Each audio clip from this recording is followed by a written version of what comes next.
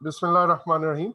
Yesterday we had an overview of the processes जो overall in fact पूरे का पूरा risk management के अंदर क्या होता है we have almost covered while remaining at the surface. मतलब हम बहुत ज़्यादा डेप्थ में तो नहीं गए लेकिन एटलीस्ट पूरे का पूरा प्रोसेस हमने देख लिया कि पहले हम प्लान बनाते हैं और प्लान के अंदर क्या क्या मेजर एलिमेंट्स हैं जो हमें आगे चाहिए होता है। तो उसके अंदर आगे चाहिए होते हैं सुनात कि मुझे रिस्क आइडेंटिफिकेशन में भी ज़ाहिर प्लान से कुछ ना कुछ लेना है। फॉर एग्जांपल जो मैंने रिस्क आइडेंटिफाई करके रिस्क रजिस्टर पर लिखने हैं तो वो रजिस्टर का फॉर्मेट क्या होगा, क्या क्या चीज़ें एक रिस्क के बारे में मैं नोट डाउन करना चाहूँगा। ठीक है, तो इस किस्म की बातें मुझे यहाँ से मिलती हैं। फिर एक वो रिस्क ब्रेकडाउन स्ट्रक्चर होता है, will talk about this today इंशाल्लाह। उसके बाद क्वालिटेटिव रिस्क एनालिसिस के लिए हमने ये देखा कि उसमें हमने प्रोबेबिलिटी एंड इम्पैक्ट की एक डेफिनेशन बनाई कि यार कितनी प्रोबेबिलिटी हो तो हम उसको 5 स्कोर देंगे, कितनी प्रोबेबिलिटी हो तो उसको हम 4 देंगे, कितनी पे हम 3 देंगे एंड सो ऑन। और इसी तरह 1 टू 5 स्केल यूज करना है या 1 टू 3 करना है। ठीक है, और ये भी हमने कहा अगर ये दोनों न्यूमेरिक नहीं करने तो फिर हमने कौन से करना है, may be high medium low, या उसमें भी 4 लेवल है, very high, high, medium, low and very low, वो 5 लेवल वाला करना है। सो ये सारी की सारी चीजें हमें गाइडेंस मिलती है प्लान रिस्क मैनेजमेंट के अंदर से।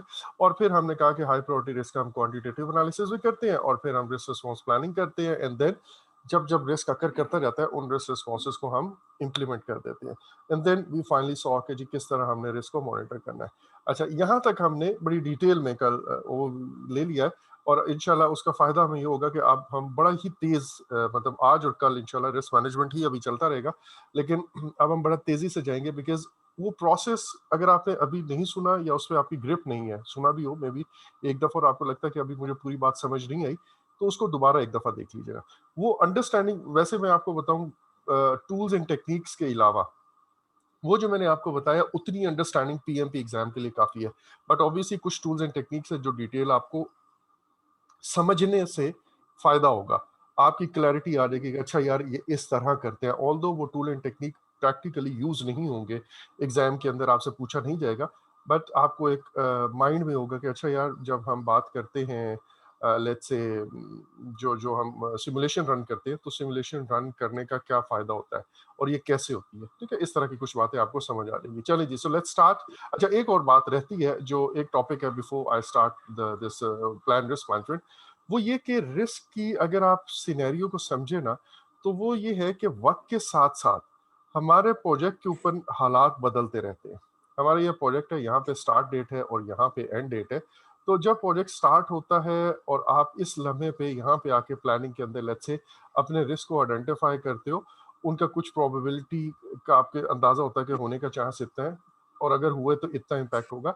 ये हालात आहिस्ता आहिस्ता पूरे प्रोजेक्ट के दौरान चेंज होते रहेंगे, मतलब आप थ्रू आउट प्रोजेक्ट चेंज होता है। इसका मतलब ये है कि मेरे कुछ रिस्क नए जन्म लेते रहेंगे या मेरे माइंड में आते रहेंगे। So I have to tell sorry I have to carry out this risk identification again and again. मैं अपने प्रोजेक्ट पे गाहे बगाहे इसको बार बार, ये भी फिक्स्ड इंटरवल्स में मैं कुछ प्लान के अंदर ये बता लूं कि यार हर 3 हफ्ते बाद, हर 2 हफ्ते बाद हम रिस्क को दोबारा बैठ के आइडेंटिफाई करेंगे। एक चीज, दूसरी चीज, इसके अलावा मैं कोई ऐसा प्रोसीजर बताऊंगा लोगों को कि यार अगर आपका इन मीटिंग्स में, जाहिर है सारे तो नहीं बैठेंगे जो रिस्क आइडेंटिफिकेशन की होगी, तो अगर किसी भी शख्स को रात को सोते हुए भी कोई रिस्क याद आया है या माइंड में आया है तो वो किस जगह जाके लोग अपना बताएं। मे भी हम उन्हें बताएं कि आप अपने हेड को, अपने सुपरवाइजर को बताएं और वो सुपरवाइजर जो है वो इंटीमेट करें may be through some channel to the project manager, या फिर वो कोई एक ऐसा रजिस्टर हम सेंट्रली प्लेस कर दें, चाहे वो सॉफ्ट फॉर्म में हो या एक नॉर्मल मैनुअल रजिस्टर हो, जहाँ पे ये चीज़ें नोट डाउन हो जाए सो दैट किसी जगह पे वो रजिस्टर हो जाए और फिर हम उसको इस मीटिंग के अंदर फर्दर इंक्लूड कर लें। ये तो है अगर एक रिस्क है जिसने अकर करना है, मे बी आज से 2 से 3 हफ्ते बाद, कोई अर्जेंट नेचर का रिस्क नहीं है। लेट्स से मेरी ये मीटिंग जो है ना ये हो रही हुई है, लास्ट मीटिंग मेरी हुई है 10 अक्टूबर को और अब अगली मीटिंग होनी है मेरी, सॉरी अगली मीटिंग होनी है मेरी लेट्स से 10 नवंबर को। अब या हम कर लेते हैं वो 1 नवंबर को होनी है। अब एक एक शख्स को, एक टीम मेंबर को एक रिस्क जहन में आया या उसने आइडेंटिफाई किया और वो रिस्क ऐसा है कि जिस पे इमीडिएट एक्शन चाहिए, वो 25 अक्टूबर से पहले पहले उस रिस्क के होने का हमें डर है कि यार ये ना हो कि 25 अक्टूबर को ये हो जाए। तो अब इस पर्टिकुलर केस में ये 10 नवंबर तक हम मीटिंग का वेट नहीं कर सकते। So there has to be a channel और procedure defined to deal such emergency procedures. तो एक हम कर रहे हैं रिस्क आइडेंटिफाई होके जो नॉर्मल फ्रीक्वेंसीज पे हम दोबारा बैठ के देखेंगे। इस दौरान अगर किसी को रिस्क माइंड में आते हैं तो हम कह लें कि किसी जगह नोटबुक पे किसी जगह भी कोई मैकेनिज्म ऐसा बना हो कि जहाँ पे चीज़ें नोट डाउन होती रहे, और लेट्स से वो सुपरवाइजर को पता हो और सुपरवाइजर अपने जो है ना वो फॉरवर्ड कर दें मैनेजर्स के थ्रू इस मीटिंग के अंदर। तो जब वो एक मैनेजर आए तो उसके नीचे जितने भी सुपरवाइजर ने टीम मेंबर्स ने उसने खुद रिस्क आइडेंटिफाई किए वो अपने साथ उसकी लिस्ट लाए, सो दैट यहाँ पे इस मीटिंग के अंदर आप डेलिब्रेट कर लो उनको, उन पे डेलिब्रेशन कर लो। अच्छा, सो एक ये, एक मैंने और कहा कि यार अगर इतना वेट ना किया जाना, कोई ऐसा रिस्क हो जिसके इमीडिएट मुझे एक्शन चाहिए, तो उस केस में आई वुड से कि यार कोई इमरजेंसी रिस्क का ऐसा हैंडलिंग का प्रोसीजर होना चाहिए। वरना क्या होगा कि यार मैंने तो प्लान, लेट्स से प्लान ये किया हुआ है आम हालात में कि हर 20 दिन बाद रिस्क आइडेंटिफिकेशन की मीटिंग होगी, और जो नए रिस्क आइडेंटिफाई होंगे उसी मीटिंग के अंदर हम उनका क्वालिटेटिव रिस्क एनालिसिस भी कर लेंगे। दैट मीन्स कि उनका हम उनको रैंकिंग कर लेंगे कि यार प्रोबेबिलिटी कितनी है, इम्पैक्ट कितनी है, और फिर जो हाई प्रायोरिटी रिस्क है उनका मे बी हर 30 दिन के बाद हम, या हर फिर या उसी मीटिंग के अंदर हर 20 दिन के बाद मैं उसका क्वांटिटेटिव रिस्क एनालिसिस भी कर लूंगा एंड सो ऑन। तो आप ये देखें कि 20-20 डेज का गैप आ रहा है और उसके बाद हम करें, तो ये एक है हमारे पास मेथड। और दूसरा मैंने कहा कि अगर इमरजेंसी हो और हम 20 डेज वेट ना कर सके तो फिर उसका भी एक प्रोसीजर हो। यही चीज चेंज रिक्वेस्ट के लिए भी है, ये आपने याद रखनी है। मैं जब इंटीग्रेशन में पढ़ाऊंगा, आपको इंटीग्रेशन नॉलेज एरिया पढ़ाऊंगा तो वहां पे बताऊंगा कि चेंज रिक्वेस्ट के अंदर भी इसी तरह का एक मैकेनिज्म होता है कि मुझे एक चेंज रिक्वेस्ट करनी है। अगर वो चेंज रिक्वेस्ट तो नॉर्मल है और हमने डिसाइड किया हुआ कि हर 10 दिन बाद चेंज रिक्वेस्ट बोर्ड बैठेगा या हर 15 दिन बाद, अब वो ऐसा है कि यार आपको ओवरनाइट परमिशन चाहिए किसी चीज की, तो उसको हम कहते हैं कि इमरजेंसी चेंज रिक्वेस्ट प्रोसीजर, वो भी हम करेंगे। सो खैर, अभी दैट मींस मैं वापस आता हूँ रिस्क मैनेजमेंट पे। तो रिस्क मैनेजमेंट की जितनी भी एक्टिविटीज हैं दैट मींस रिस्क को आइडेंटिफाई करना, एंड जो आइडेंटिफाइड रिस्क है उसकी, लेट्स से मैंने प्रोबेबिलिटी कही हुई है 4 और इम्पैक्ट मैंने कहा हुआ है 3। अब इसको मैं दोबारा रिव्यू जरूर करता रहूंगा कि यार हो सकता है इसकी प्रोबेबिलिटी कम हो जाए, हो सकता है इसकी प्रोबेबिलिटी फर्दर बढ़ जाए। वक्त के साथ साथ आपको क्लैरिटी आती रहती है, ज्यादा इंफॉर्मेशन होती है, तो आप इसको री एवेलुएट जरूर करते रहते हो। फिर इसी तरह कुछ रिस्क हैं जो आज आगे मैं बताया, कल भी बताया था कि जो बिल्कुल लो प्रायोरिटी रिस्क है उनको हमने ऑब्जर्वेशन पे रख लिया, एक वॉच लिस्ट पे रख लिया कि हम गाहे बगाहे इसको देखते रहेंगे कि यार ये इनकी प्रायोरिटी कहीं चेंज तो नहीं हो गई। हो सकता है एक रिस्क है जिसका score just 3 multiplied by 1, probability 3 है, इम्पैक्ट 1 है, बिकॉज ऑफ सम रीजंस उसकी प्रोबेबिलिटी भी बढ़ गई है और उसका इम्पैक्ट भी बढ़ गया है, और अब वो लो प्रायोरिटी रिस्क से बढ़ के हाई प्रायोरिटी आ गया और मुझे उसका क्वांटिटेटिव एनालिसिस और उसकी रिस्पॉन्स प्लानिंग शायद करनी हो। तो हम हर कुछ अर्से बाद ये चीजें देखते हैं। So that means risk management की जितनी भी एक्टिविटीज हैं वो एक्टिविटीज आइटरेटिव हैं। आइटरेटिव इन नेचर के, आइटरेटिव मींस कि हम उसको बार बार रिपीट करते रहते हैं, हम एक दफा रिस्क आइडेंटिफिकेशन करके बैठ नहीं जाते, हमें कंटिन्यूसली अपने आप को देखना पड़ता है। एक थोड़ा सा रिस्क एडेप्टिव एनवायरनमेंट के अंदर जो अभी तक हम जो बातें कर रहे हैं वो प्लान ड्रिवन है। प्लान ड्रिवन में जैसे मैंने कहा कि आप पूरे का पूरा प्रोजेक्ट आप उसका माइंड में रख के काम करते हो, लेकिन एडेप्टिव के अंदर अगर आप देखें तो एडेप्टिव के अंदर हम पूरा प्रोजेक्ट को डील नहीं करते ऐसे, मतलब और वो भी करते हैं लेकिन एक खास लेवल पे। जैसे आपको मैंने कहा कि एक तो ओवरऑल प्रोजेक्ट की बैकलॉग वगैरह बनती है और सारा कुछ, और फिर हम ये देखते हैं कि यहाँ पे मेरी फर्स्ट आइट्रेशन स्टार्ट हो रही है। तो जैसे ही फर्स्ट आइट्रेशन स्टार्ट हुई तो वो जो मैंने एक प्रोडक्ट बैकलॉग बैकलॉग रखी हुई है उसके अंदर से हम अपनी फर्स्ट आइट्रेशन के लिए मैंने क्या क्या काम करने हैं वो इस आइट्रेशन की बैकलॉग में डालूंगा। यहाँ पे बहुत सारी रिक्वायरमेंट्स है मेरी, और रिक्वायरमेंट मैंने प्रोटाइज की हुई है कि पहले कौन सा करना है बाद में कौन सा करना है। उसमें से लेट्स से ये एक सेट जो है वो मैंने पहली आइट्रेशन में करना है, वही हम पहले देख चुके हैं काफी दफा इस चीज को। इस आइट्रेशन को मैंने अब ये काम लिस्ट कर लिए कि लेट्स से ये 6-7 काम है जो मुझे पहली आइट्रेशन में करना है।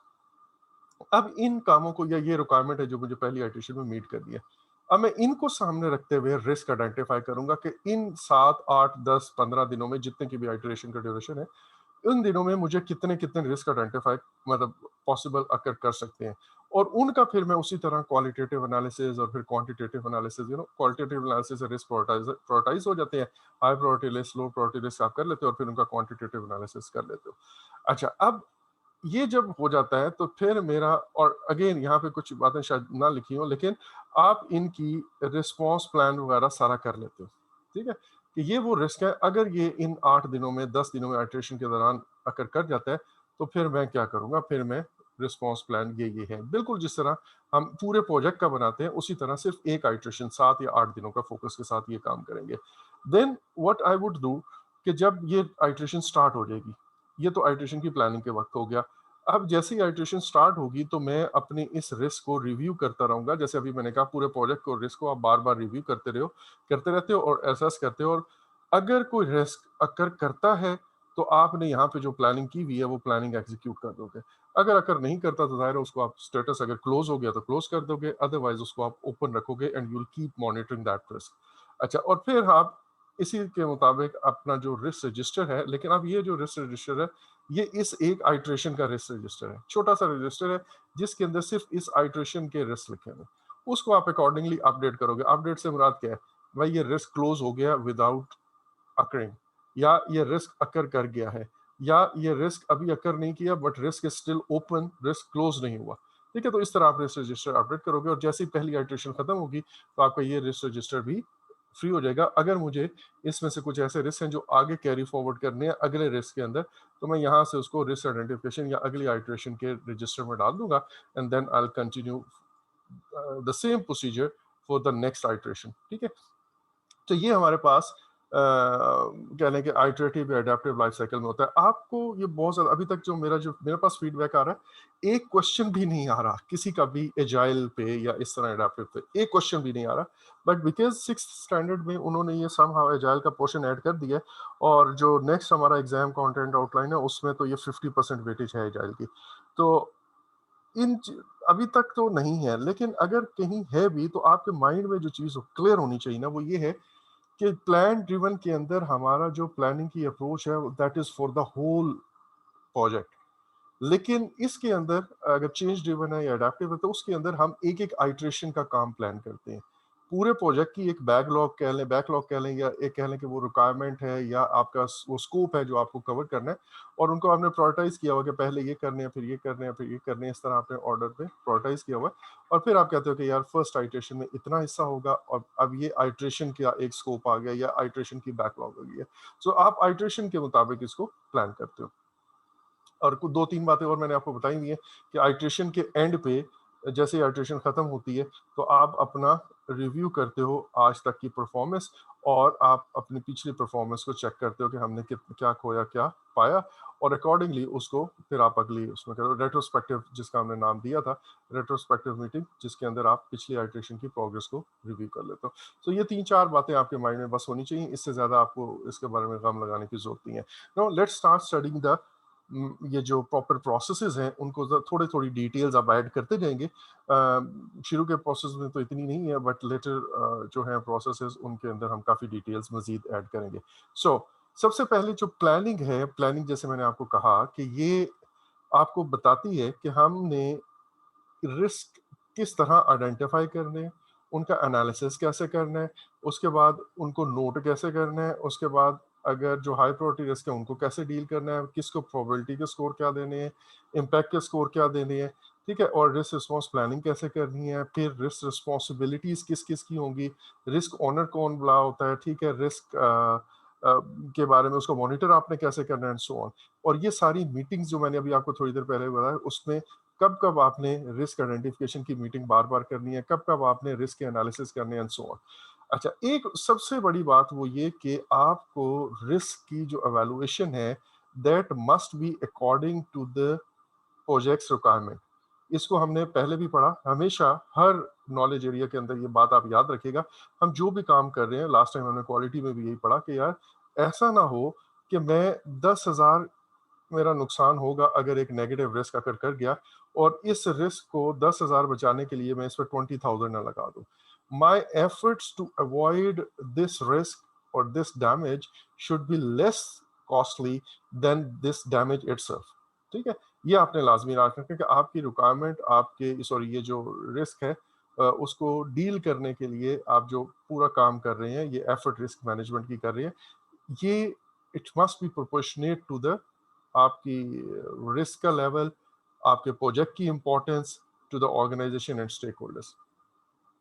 अच्छा, एक ये मैंने स्केलेबिलिटी वाली बात की कि आपने अपने रिस्क को अगेन हैंडल करना है अकॉर्डिंग टू द, अब दो तीन बातें अब मैं यहाँ पे कह रहा हूँ। एक तो ये कि मेरे जो स्टेक होल्डर्स हैं, उन स्टेक होल्डर्स की रिस्क के बारे में टॉलरेंस कितनी है। अगर वो बहुत टची हैं, छोटे से रिस्क को भी बहुत सीरियस लेके मेरे लिए प्रॉब्लम खड़ा कर सकते हैं, तो ऑब्वियसली मैं फिर रिस्क मैनेजमेंट की एफर्ट को बढ़ा दूंगा, चाहे मेरी नज़र में वो छोटा सा रिस्क है। अच्छा, दूसरा ये हो सकता है कि यार वो प्रोजेक्ट बहुत क्रिटिकल है, it is very important project for the organisation. Again एक तरह से देखा जाए तो ये भी स्टेक होल्डर के लिए ही सेंसिटिव एक प्रोजेक्ट है जो इंपॉर्टेंट है, organisation in itself is a stakeholder then. लेकिन और जो उस प्रोजेक्ट की इंपॉर्टेंस आप कह लें, उस इंपॉर्टेंस के मुताबिक आपने अपनी एफर्ट को बढ़ाना या कम करना है। सो बहुत क्रिटिकली इंपॉर्टेंट प्रोजेक्ट्स पे आप में भी स्टेक होल्डर या आपकी जो ऑर्गेनाइजेशन के बॉसेस हैं, टॉप मैनेजमेंट की टॉलरेंस बिल्कुल कम होगी, क्योंकि वो उस ऑर्गेनाइजेशन के लिए बड़े क्रिटिकल प्रोजेक्ट्स हैं। तो एनीवेज, ये आपका एक स्केलेबिलिटी वाला पॉइंट हमेशा माइंड में होना चाहिए। अब हम आते हैं इनपुट्स क्या क्या है। स्टैंडर्ड इनपुट है, प्रोजेक्ट चार्टर है। चार्टर के अंदर जो है ना, अच्छा इसको आप देख लीजिएगा बाद में, बेशक मैं इसको आगे कर रहा हूँ। चार्टर के अंदर क्या है कि हमारे पास ओवरऑल जो प्रोजेक्ट का रिस्क है, हाई लेवल रिस्क जिसको हम कह रहे थे, वो जरूर लिखा होता है, ठीक है।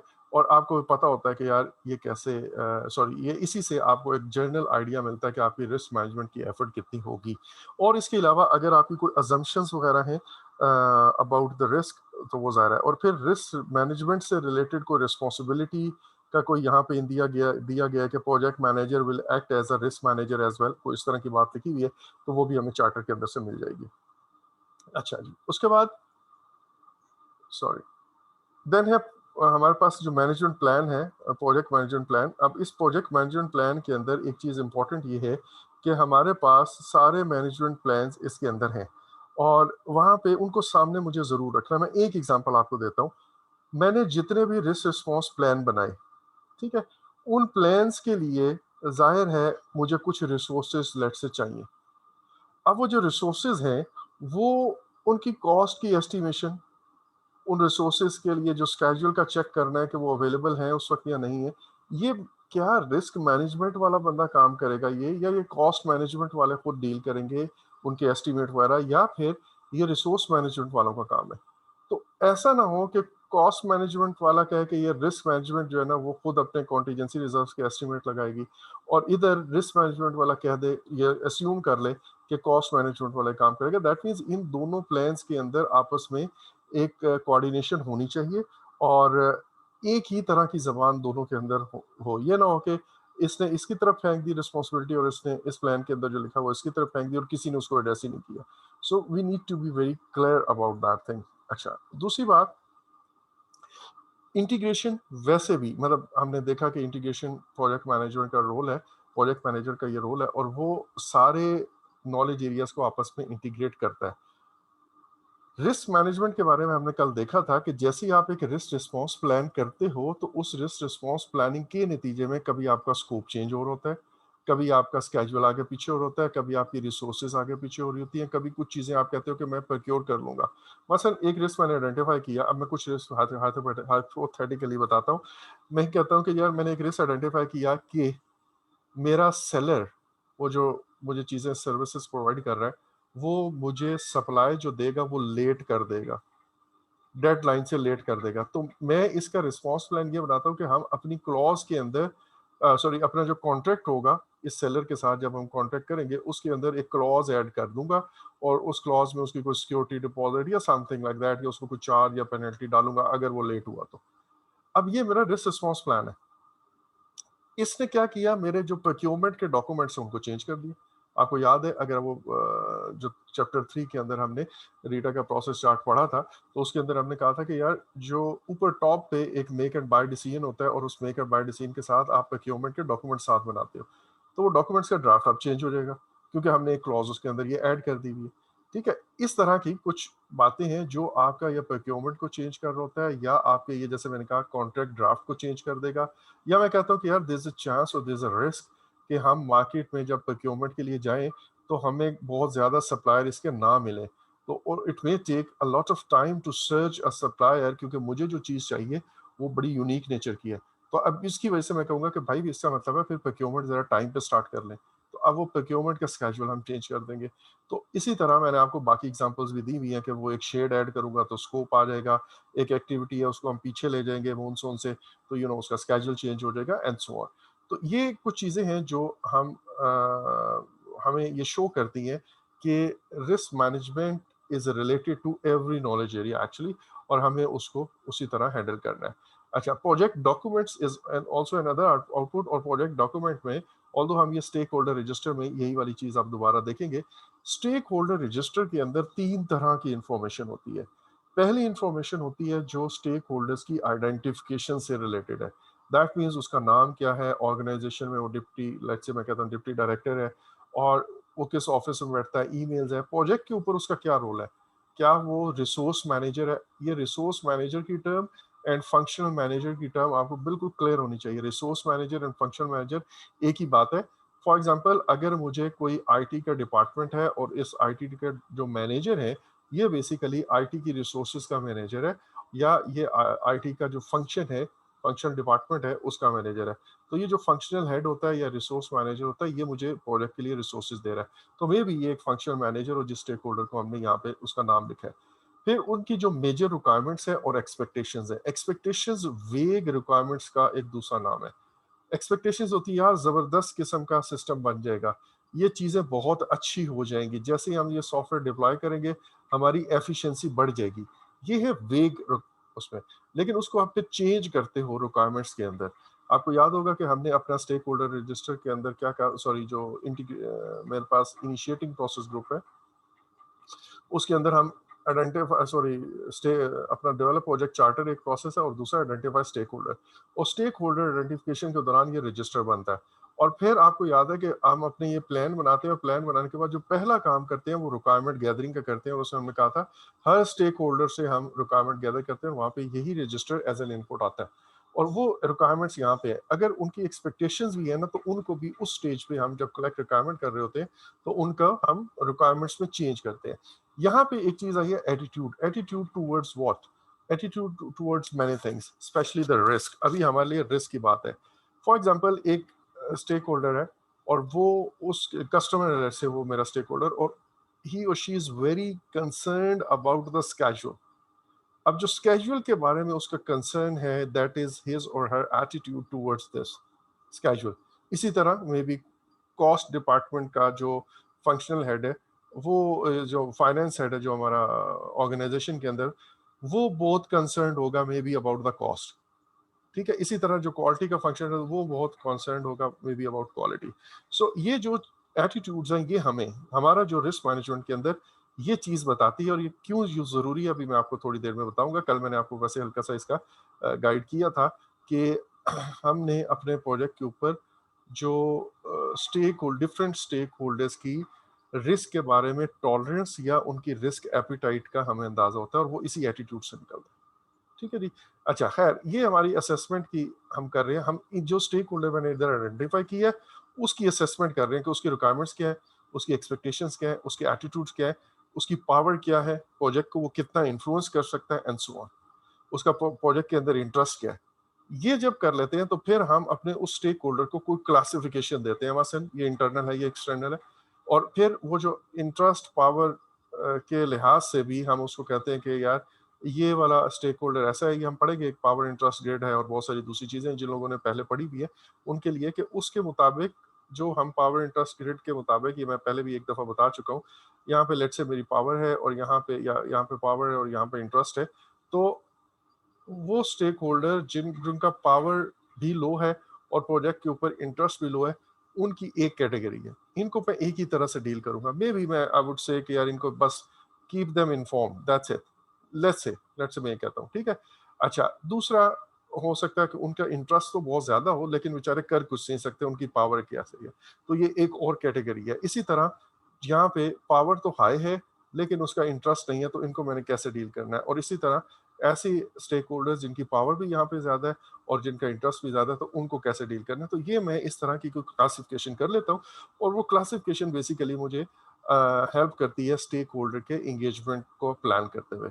अच्छा, सो प्रोजेक्ट डॉक्यूमेंट्स की बात होगी। उसके बाद हमारे पास जो स्टैंडर्ड इसके अलावा जो रूल्स एंड रिस्पॉन्सिबिलिटी से रिलेटेड या जो हमारे पास रिस्क की रिगार्डिंग कोई पॉलिसीज एंड प्रोसीजर्स है, वो भी हमें यहाँ पे मिल जाते हैं। ईएफ के बारे में, रिस्क थ्रेशोल्ड, ऑर्गेनाइजेशन की रिस्क थ्रेशोल्ड क्या है, जैसे हमने कहा वो एटीट्यूड मिल जाता है या रिस्क थ्रेशोल्ड मिल जाती है। ये वो लिमिट है जो आप कहते हो कि यार इससे ज्यादा रिस्क बर्दाश्त नहीं कर सकेगा। अब वो कोई भी हो सकता है, आपकी ऑर्गेनाइजेशन के अंदर हो सकता है या फिर आपका कोई की स्टेक होल्डर हो सकता है। ठीक है, इसके बारे में भी कल एग्जांपल दिया, लेकिन आज फिर मैं इसको दोबारा से आपको दिखाऊंगा।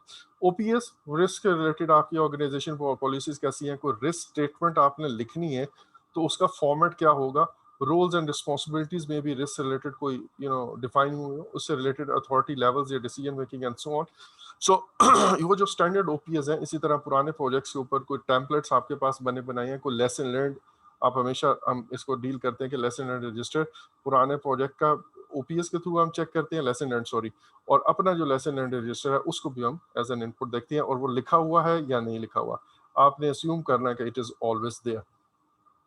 अच्छा जी, उसके बाद ओपीएस हो गया, एंड देन हमारे पास इसके जो टूल्स एंड टेक्निक्स हैं वो सिंपल से हैं, कोई ऐसी साइंस नहीं है। प्लान जब भी आप बनाते हो तो बेसिकली आपको मीटिंग्स भी कर लेते हो और आप कोई एक्सपर्ट जजमेंट भी यूज करते ही करते हो। यहाँ पे जो एक्सपर्ट जजमेंट है वो क्या है, familiarity with the organisation approach to managing risk. For example, आप और मैं अगर अभी तक हमने ये नॉलेज एरिया नहीं पढ़ा हुआ और या इस सब्जेक्ट को नहीं पढ़ा हुआ और इस एंगल से किसी प्रोजेक्ट पे काम भी नहीं किया हुआ, तो मे बी हमारे पास वो रिक्वायर्ड जजमेंट नहीं होगी या वो रिक्वायर्ड एक्सपर्टीज नहीं होगी, हम बहुत अच्छे से सिनेरियो को जज नहीं कर सकेंगे। लेकिन जो लोग उस ऑर्गेनाइजेशन में पहले से काम करते आ रहे हैं, दे माइट बी नोइंग कि यार इस ऑर्गेनाइजेशन के अंदर रिस्क किस तरह से मैनेज हो सकता है। ठीक है, अब ये जो रिस्क मैनेजमेंट है इसको सामने रखते हुए आपको एक ऑर्गेनाइजेशन की रिक्वायरमेंट्स का जनरल अंदाजा होता है, बॉसेस का अंदाजा होता है, और उसके मुताबिक आप एक रिस्क मैनेजमेंट की एफर्ट को अप या डाउन, स्केल अप या स्केल डाउन करते हो। डाटा एनालिसिस के अंदर हम अपने स्टेक होल्डर का एनालिसिस करेंगे, और that again is for their attitude towards risk या उनकी रिस्क एपेटाइट। ना this is very important. Risk, जब तक आपको अपने स्टेक होल्डर्स की रिस्क एटीट्यूड या रिस्क एपेटाइट या जिसको हमने कल रिस्क टॉलरेंस का कहा था वो आइडिया नहीं है, तो आप अपने रिस्क मैनेजमेंट प्लान में बहुत सारी चीज़ें नहीं लिख सकते हो, जो कि आगे थोड़ी देर में मैं आपको बताता हूँ जब हम रिस्क मैनेजमेंट प्लान का कंटेंट पढ़ रहे होंगे। मुझे अगर ये नहीं पता ना कि मेरा कस्टमर, लेट्स से, या मेरा कोई एक स्टेक होल्डर, मेरा बॉस, मेरा स्पॉन्सर, वो लेट्स से स्केड्यूल को कितना रिलैक्स कर सकता है या वो स्केड्यूल को कितना सीरियस ले सकता है, तो मेरी नज़र में मे बी 25 डेज का जो डिले है ना इन अ प्रोजेक्ट जिसका टोटल ड्यूरेशन 400 दिन है, मैं कहूँगा कि यार 25 डेज, चलो 25 डेज नहीं करते, जस्ट 10 डेज कर लेते हैं कि 10 डेज का जो डिले है वो मेरे प्रोजेक्ट पे यार कोई ज़्यादा मानी नहीं रखता। लेट्स से मैं अपना एटीट्यूड पे ये चल रहा हूँ, लेकिन मैं मेरे कस्टमर या मेरे बॉस के लिए उनका स्केड्यूल के बारे में शायद टॉलरेंस बिल्कुल कम हो और उनका एटीट्यूड टूवर्ड्स स्केड्यूल ये हो कि वो बिल्कुल भी एक दिन का डिले भी बर्दाश्त ना करते हो। तो अकॉर्डिंगली फिर मैं अब रिस्क का जब स्कोर दूंगा कि यार लेट्स से एक रिस्क है वो अगर अकर हुआ तो मेरा पॉसिबली 10 डेज का डिले आ सकता है। तो अब इस डिले को मैं क्या स्कोर दूं, इसका इम्पैक्ट का मैं क्या स्कोर दूं, 5 दूं, 4 दूं, ये तभी मुझे पता चलेगा जब मुझे उनकी रिस्क एपिटाइट या मुझे अपने स्टेक होल्डर्स की जो रिस्क टॉलरेंस लिमिट्स है उनका पता होगा। ये रिस्क एपिट्यूड सॉरी एटीट्यूड और रिस्क एपिटाइट के बारे में एक एक्सप्लेनेशन लिखी हुई है, आपको इतनी डिटेल में इसकी जाने की जरूरत नहीं है, बट स्टिल अगर if you want to read through आप उसको जरूर पढ़ लीजिएगा। सॉरी।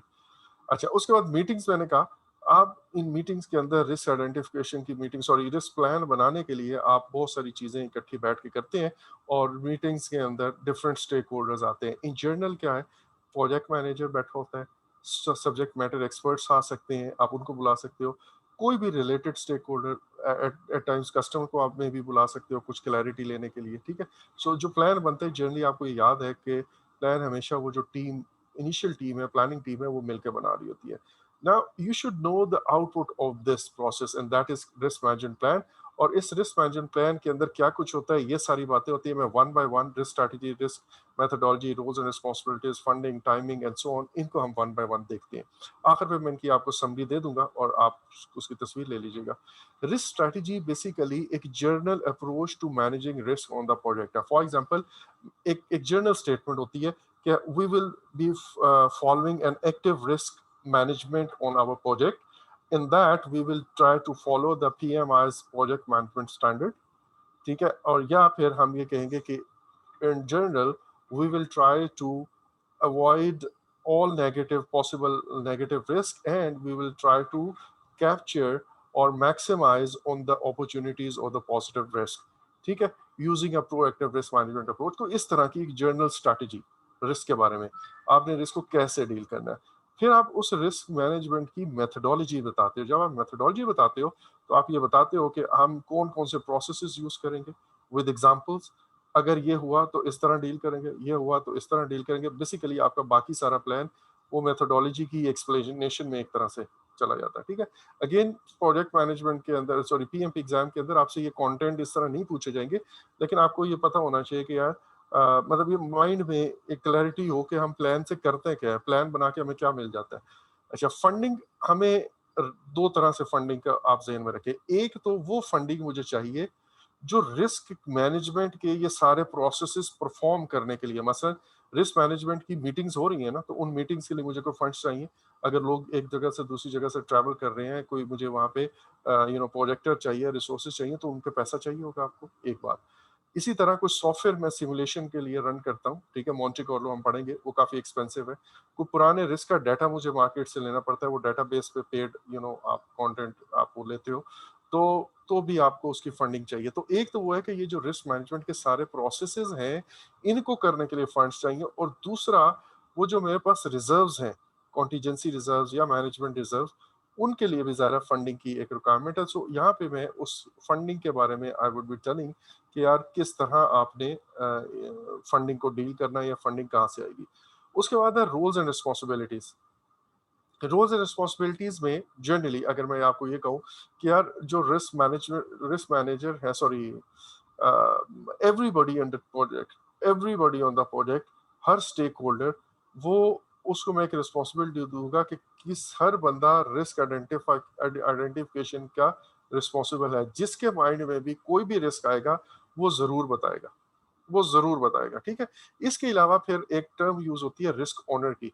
रिस्क ऑनर का क्या मतलब है, जब हम रिस्क आइडेंटिफाई कर लेते हैं और आगे हम देखेंगे कि जब हम उनका क्वालिटेटिव या क्वांटिटेटिव रिस्क एनालिसिस कर रहे होते हैं या रिस्पॉन्स प्लानिंग कर रहे होते हैं, तो हम वो रिस्क किसी के हवाले करते हैं। हर रिस्क का एक रिस्क ऑनर होगा, उस ऑनर बनने के बाद वो रिस्क उसके हवाले हो जाता है और वो ही देखता है कि भाई अब इस रिस्क के अंदर क्या रिस्क अकर करने वाला है, क्या कोई ट्रिगर कंडीशंस आपको ऐसी नजर आ रही हैं, कुछ साइन सिम्टम्स ऐसे नजर आना शुरू हो गए हैं कि मेरा ख्याल है कि अब रिस्क अकर करने वाला है और हमें अपना लेट्स से जो कॉन्टीजेंसी प्लान है उसको इनिशिएट कर देना चाहिए। या वो इसको देखेगा कि यार वो जो रिस्पॉन्स इम्प्लीमेंट कर दिया है वो काफ़ी है या मजीद कोई रिस्पॉन्स प्लानिंग की ज़रूरत है। या उसे ये पता चल जाएगा कि यार अब रिस्क अकर नहीं होगा मजीद या चांस नहीं है, तो इसको क्लोज कर दे। तो रिस्क ओनर बेसिकली उस रिस्क का फिर फुली रिस्पॉन्सिबल हो जाता है। जनरली उसकी रिस्पॉन्स भी वही बेहतर बताता है और बनाता है और उसके बाद उसको फॉलो भी करता है। अच्छा, ये तो है बड़ी थियोरेटिकल सी बात। प्रैक्टिकली क्या होगा? प्रैक्टिकली होगा, लेट्स से मैं एक बात करता हूँ कि यार रिस्क के अंदर ना एक प्रॉब्लम है, और प्रॉब्लम सॉरी एक रिस्क है कि मेरा सेलर जो है वो भाग जाएगा या वो मुझे टाइम पे चीजें नहीं देगा। अब इसका कौन इसको बेहतर डील कर सकता है? जाहिर है जो मेरा प्रोक्योरमेंट डिपार्टमेंट का टीम मेंबर है, जो प्रोक्योरमेंट डिपार्टमेंट में काम करता है और मेरे प्रोजेक्ट की टीम पे काम कर रहा है, उसे पता होगा कि यार इन चीजों को कैसे डील करते हैं, और वही ये सजेस्ट करेगा इसके रिस्पॉन्स प्लान। आम बंदे को तो पता भी नहीं होगा कॉन्ट्रैक्ट की क्लॉजेस क्या होती है, तो ये इसको बता देगा। सर, हम इसी शख्स को, ये जो टीम मेंबर है जो प्रोक्योरमेंट डिपार्टमेंट का या लॉ डिपार्टमेंट का हमारे पास बैठा हुआ है, इसको हम इस रिस्क का ओनर बना देंगे और फिर इसका रिस्पॉन्स भी वही सजेस्ट करेगा और फिर इसको लगातार देखेगा भी वही। इसी तरह लेट्स से मैं ये कहता हूँ कि यार हमारे प्रोजेक्ट के ऊपर एक रिस्क है अबाउट आईटी समथिंग, ठीक है, तो अब मैं क्या करूंगा, आईटी मैनेजर जो मेरी टीम का हिस्सा है, उससे मैं कहूंगा कि यार आप बताइए इसका क्या तोड़ निकाला जाए, ये आईटी से रिलेटेड हमें तो नहीं पता। तो वही इसका रिस्पॉन्सिबल प्लान करेगा और फिर हम इसी को देखेंगे, ठीक है यार आपने अब आपने इसको कंटिन्यूसली मॉनिटर करना है, तो वो इसको देखे। ये है रिस्क ऑनर का कॉन्सेप्ट प्रैक्टिकली अगर मैं कहूँ तो, ठीक है। तो दैट मीन्स वो रिस्क उसके हवाले हो जाता है और वो चीजों को देखता है। फिर उस रिस्क सारे ट्रिगर कंडीशंस भी वही देखेगा। ट्रिगर कंडीशन से मुराद के क्या रिस्क अकर करने से पहले जो साइन सिम्टम्स आ रहे हैं वो हो गए नहीं हो गए, कोई ऐसा एक्शन हो गया कि अब रिस्क अकर कर सकता है, और अकॉर्डिंगली वो रिस्क रिस्पॉन्स इनिशिएट कर पाता है, ठीक है। अच्छा, अब आता है टाइमिंग। टाइमिंग से मुराद जैसे मैंने कहा कि हम आइटरेटिव वे में चीज़ों को, रिस्क को, सारी मैनेजमेंट की एक्टिविटीज करते हैं। तो उसमें आपने नॉर्मल फ्रीक्वेंसी भी बतानी है कि कितने दिन बाद रिस्क आइडेंटिफिकेशन होगी, कितने दिन बाद क्वालिटेटिव रिस्क एनालिसिस होगा, कितने दिन बाद क्वांटिटेटिव एनालिसिस होगा, कितने दिन बाद रिस्पांस प्लानिंग होगी, एज वेल एज वो जो स्पेशल या स्पेसिफिक और एक्सेप्शनल कंडीशंस होती हैं। जैसे मैंने भी आपको बताया कि यार रिस्क की मीटिंग तो होनी है 10 दिन बाद, लेकिन आप 10 दिन का वेट नहीं कर सकते हो, तो फिर ऐसी सूरत में वो रिस्क कैसे ऊपर तक बात पहुंचाई जाए ताकि नोटिस में आ जाए। एक टीम मेंबर है, उसके माइंड में ये चीज आई हुई है और वो अब आगे कैसे इसको रजिस्टर करवाए। वो अब नॉर्मल प्रोसीजर तो हमने बताया कि ये आप अपने सुपरवाइजर को बता दो, सुपरवाइजर मैनेजर को बताएगा, मैनेजर प्रोजेक्ट मैनेजर तक खुद ही ले आएगा फिर, और वो नॉर्मल मीटिंग में कर देगा। लेकिन what about if something is very urgent, ऐसे केसेस में there has to be some procedure कि इमीडिएटली मीटिंग का वेट किए बगैर अब जो आप इस रिस्क को कैसे एस्केलेट कर सकते हो। यहाँ पे एस्केलेट से मुराद प्रोजेक्ट मैनेजर से ऊपर नहीं, वैसे मैं कह रहा हूँ कि उसको आप कैसे ऊपर तक नोटिस में ला सकते हो, प्रोजेक्ट मैनेजर तक। अच्छा जी, अब रिस्क की कैटेगरीज भी हम अपने रिस्क मैनेजमेंट प्लान के अंदर ऐड कर देते हैं। उसका फायदा ये होता है कि जब आप रिस्क आइडेंटिफिकेशन कर रहे होगे ना, तो आपको एक एक कैटेगरीज, मैं बल्कि आपको पहले दिखा देता हूँ। ये आपके सामने ये कैटेगरीज होंगी कि यार ठीक है, तमाम प्रोजेक्ट के ऊपर रिसोर्सेज ऑफ रिस्क ये हैं। कुछ है टेक्निकल कैटेगरीज के, टेक्निकल रिस्क है, कुछ है मैनेजमेंट से रिलेटेड, कुछ है कमर्शियल रिस्क है, कुछ है एक्सटर्नल रिस्क है, और भी बहुत सारे हैं। मैंने आपको ये छोटा सा एक दिखाया स्ट्रक्चर। अच्छा, अब टेक्निकल से रिलेटेड क्या है, स्कोप डेफिनेशन से रिलेटेड रिस्क है। तो जब मुझे अब अगर इस तरह का एक स्ट्रक्चर मिल जाए, तो मैं इसको सामने रख के अच्छा यार सारे मिलके एक मीटिंग कॉल करता हूँ, और उस मीटिंग में जो अभी हमने देखा, meeting was a tool and technique for this. Meeting के अंदर हम कहते हैं कि यार अच्छा यार स्कोप के बारे में सोचें, क्या क्या रिस्क। स्कोप डेफिनेशन के बारे में क्या है, मे बी रिक्वायरमेंट्स जो है वो गैदर सही तरह से ना है, रिक्वायरमेंट कोई कॉन्ट्रैक्ट के अंदर रिक्वायरमेंट देखिए वो मैं समझ ना आ रही हूँ। रिक्वायरमेंट गैदरिंग से रिलेटेड क्या क्या रिस्क है, एस्टिमेशन से रिलेटेड, अजम्पशन कंस्ट्रेंट से रिलेटेड क्या क्या रिस्क है, technical processes, technology and so. इसी तरह प्रोजेक्ट मैनेजमेंट से रिलेटेड क्या है। तो ये एक टूल हमें प्रोवाइड करता है, ये वाली जो चीज है रिस्क की कैटेगरीज की।